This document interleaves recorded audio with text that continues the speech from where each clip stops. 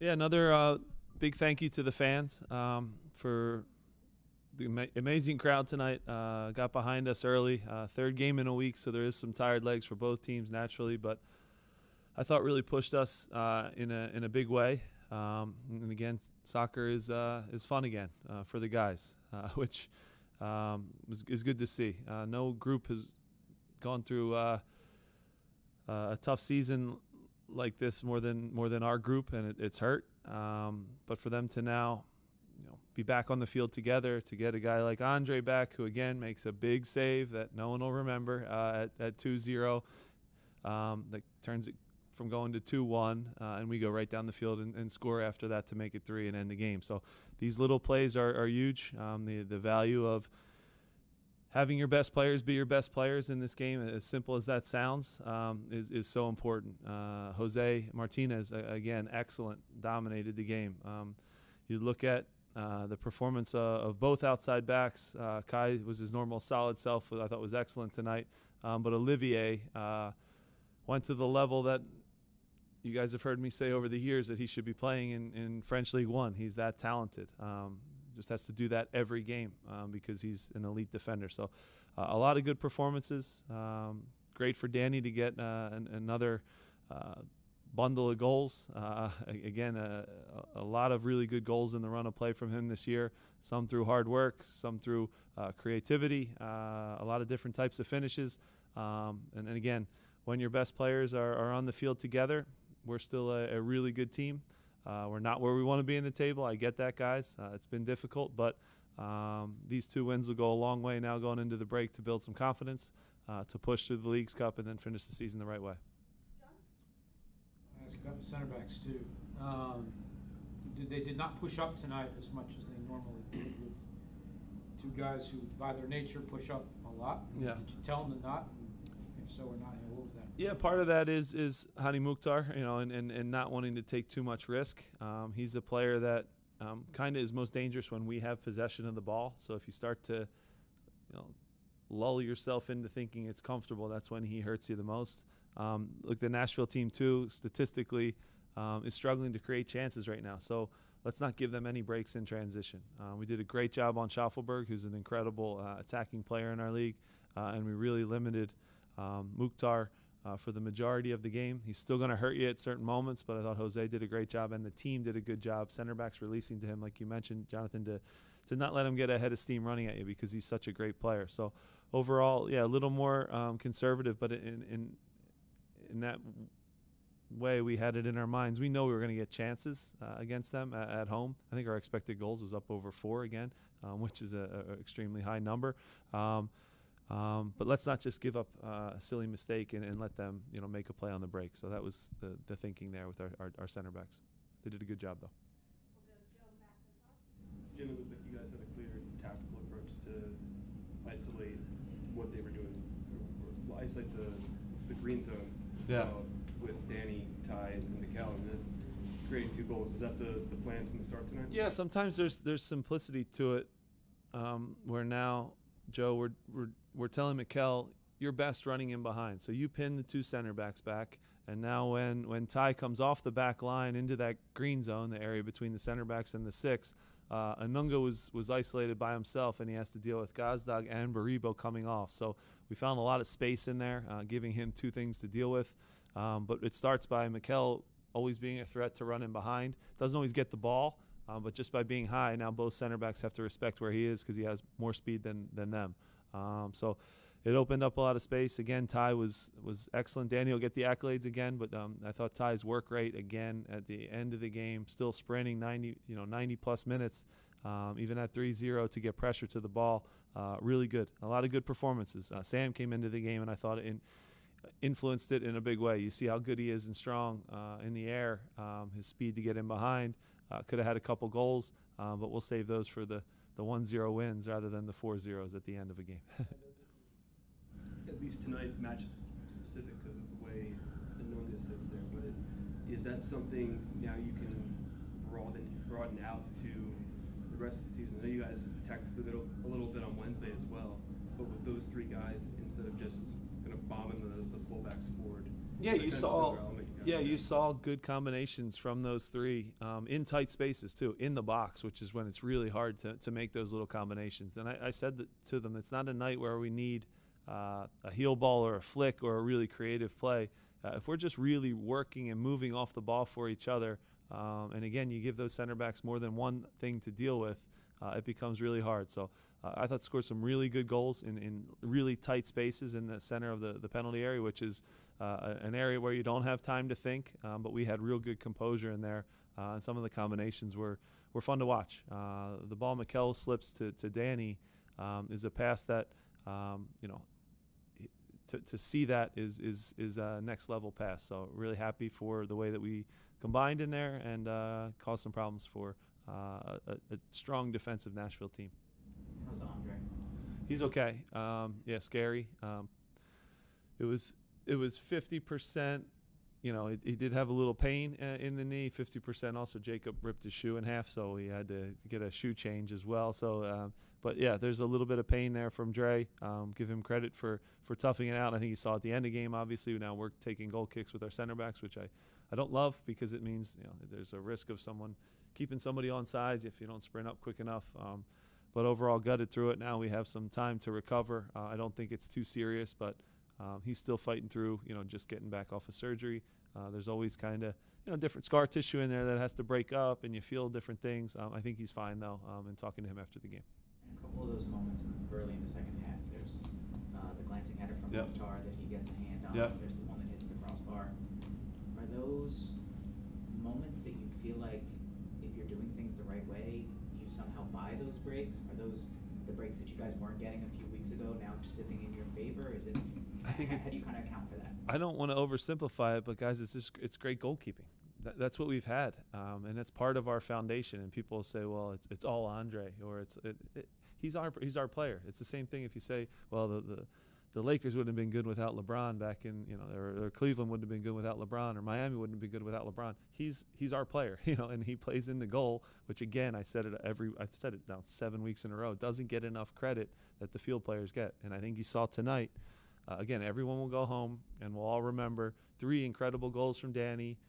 Good job by the team to defend and fight and get a big win here. But no one realized the difference if that ball goes in and it's 2-1 with 7 minutes left still, you can start to have that thing creep back in again where you deal with nerves and panic. But because he makes a save, we go right down and score. These are the little moments I talk about a lot. And it's as simple as having your best players on the field and have them be your best players. So right up the middle, Danny, excellent. Jose, excellent. Andre, excellent. Those guys haven't been here for a good chunk of our year. I'm not making an excuse, but that's the reality. And you guys see what we are when we're clicking and we're confident. And I would just say no one wants to play us in the playoffs if we get in. That's a fact because we're a good team that's won a lot of games together. You talked about it yesterday, how you guys haven't had a lot of normal rest during the week because you guys are playing so many games Wednesday, Saturday. 7 days to go now for rest, recharge, and then Leagues Cup begins. What's the focus going to be for the preparations for this upcoming week where you guys handle a competition within a competition? Yeah, so we're a little it's going to be difficult because, first of all, it's going to be great to have weeks of training. That's good. It's a great competition, the Leagues Cup, one that we made a pretty deep run last year and earned a Champions League berth and finished third, which is, not where you want to finish, but at least we accomplished something in those 7 games that we got.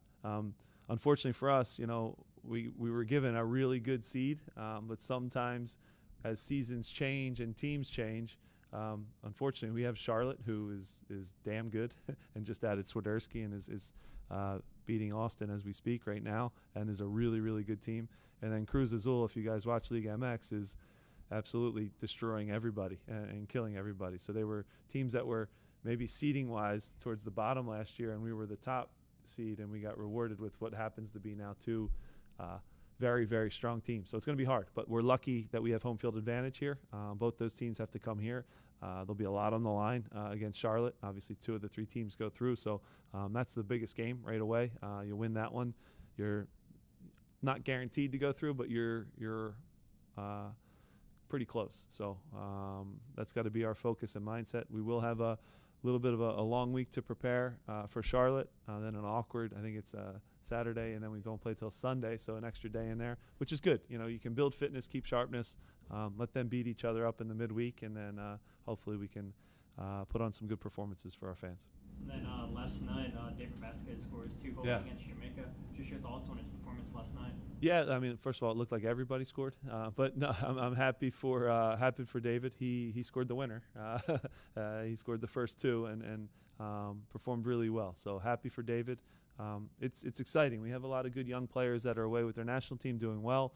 The 2 guys at the Olympics, Count Paxton, 3 guys at the Olympics, and then David Vasquez did a great job against Jamaica.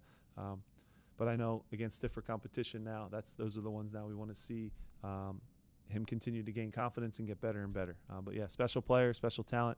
But you know, to analyze that game, a lot of guys had good nights. We're going to take 4 more and go straight down the front row, and then we'll end with David. All right. Can you talk a bit more about Sam's contributions off the bench and his, just got here after a few days? Yeah. And fastest yellow card you've ever seen from Jack Elliott? Yeah, that's not good because now he's back on yellow card accumulation. He's worked so hard to get good behavior, and then one play, 10 seconds into being on the field, and you're right back at it. We actually took Damian off because he's on a yellow card, just committed a foul, and then also started to feel his quad a little bit. So you're proactive, you take him out, and Jack picks up a yellow card and is in the same situation after 2 seconds. So we laughed about it, but it hurts a little bit. With Sam, look, he's been here 2 days. He's trained 2 soccer practices with the group, so I kept things as simple as possible. Press together with your striker, make it predictable for the 8 guys behind you. If you hunt the ball, they'll come with you. Trust me on that. And I said, our strikers get service, right? We're going to get you service. You just run hard in the box. It was true tonight. He did a great job. Had 2 really good chances. I'm sure he'll tell you he wants to score one of those, but I really liked his work rate. I liked how he won headers. He held balls up, made some good passes, was involved, and helped us in a time where, right around 60 minutes, we lost a little momentum, and they came at us. Nashville, naturally, when they're down 2 goals, is going to throw some numbers at you. Sam came in and gave us some life. He'll only get better and better as he gets more used to his teammates. And, we could have scored a few more goals tonight, too. Jim, question for you. Nashville was on a 5-game losing streak heading into here. Yeah. Was this something you and your team saw on tape? Maybe you guys exploited on those guys? Yeah, well, you can look at that in 2 different ways. You can say, yeah, they're not in good form, but they're also dangerous that way. When you're vulnerable when you have lost a few games in a row because there's a sense of urgency to now make it right, get in the playoffs, have a response after a couple losses. So we've been there this year. So, again, it's still a dangerous team in this league. Anybody can beat anybody. Again, you saw tonight, there's a couple upsets throughout the league. And who you think is going to win week in and week out is not necessarily who does. So every game is hard. Everyone's fighting for points now. Didn't get a couple results that would have at least been nice to be in that 8 or 9 seed right now, but we know we have 9 games left now to and control things ourselves to get enough results to get in the playoffs. I think we'd be a pretty dangerous 8 or 9 seed as well. The reality is we're not going to be at the top. That hurts. It's our reality, but at the same time now, make the most out of what we have in front of us. I think we have 2 good performances now to build off of. But these 2 wins don't mean anything if we don't continue to follow it up with better and better soccer each week. Go ahead, Jim. Question I should have asked you yesterday.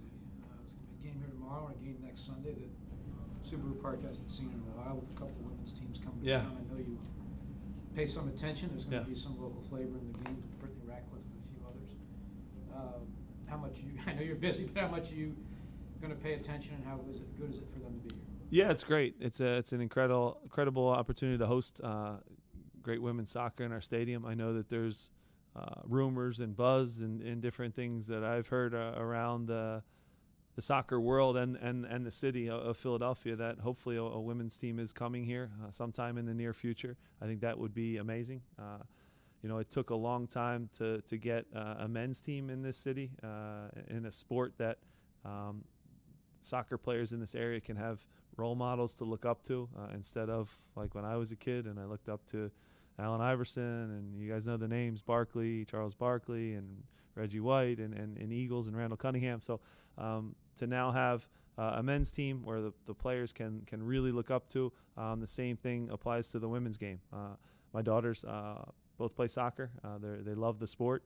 I won't be here tomorrow, Jonathan, if that's what you're asking. I have a bunch of family down in Seattle that I'm going to get to and spend some time with. But if I wasn't, I would have been probably taking my daughters here tomorrow to watch the game. So it's a great opportunity to showcase a ton of talent, a ton of local talent, like you mentioned. And it speaks to how popular soccer is in the city of Philadelphia. It really is grown to a level that I never thought it would have in my lifetime in both the men's and the women's game. And like I said, I think there'll be a team here soon, and there should be. I know that I asked you this when you went out to Portland and happened to be staying in the same hotel as Gotham. Yeah. But Washington's pulling off a heck of an experiment right now, bringing in Barcelona's women's team's manager to this country. Is there much cross-pollination among managers of the men's and women's clubs out there in various things?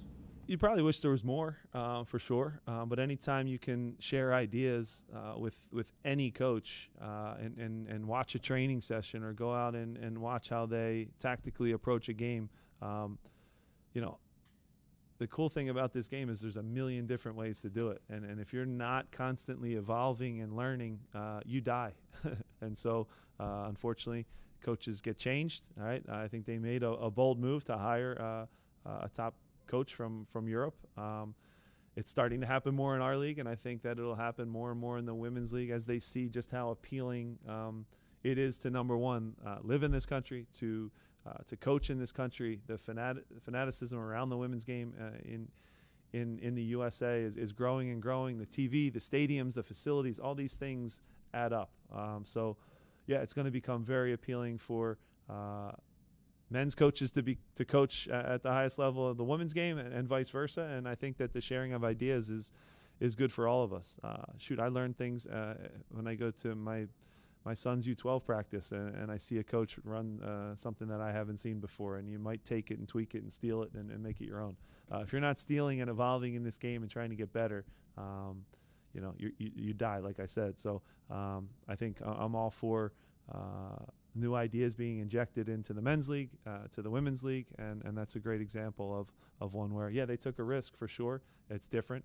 But usually when you're brave like that, it winds up being rewarding. Hey, Jim. So during these 2 wins, you guys are starting to have fun again.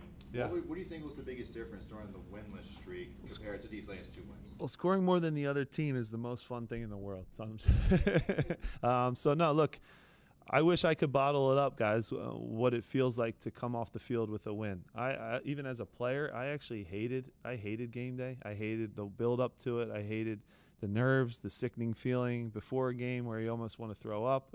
That's how I was as a player. But I loved walking off the field with the 11 guys having won 3 points.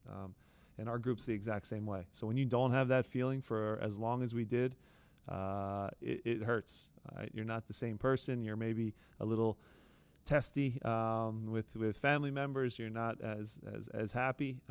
Shouldn't be that way, but the reality is that's our business. And the feeling of walking off the field to the crowd, to 18,000 people cheering you, is what these guys play for and what they love. So to get that back was really valuable. And yeah, losing is no fun. That's for sure. All right, thanks, Jim. Thanks, guys. Thanks, everyone. Please let Jim get up first, and then the locker room's open. It's only worth it if you work for it. It's only worth it if you work for it. I won't stop till they hear me now. I won't stop till I wear the crown.